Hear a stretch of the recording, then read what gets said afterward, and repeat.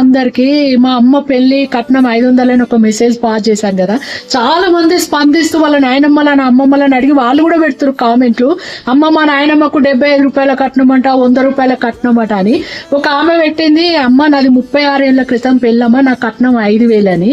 నాది కూడా చెప్తారా, మా అక్కది కూడా చెప్తా. నాది కూడా 38 ఏళ్ల క్రితం పెళ్లి.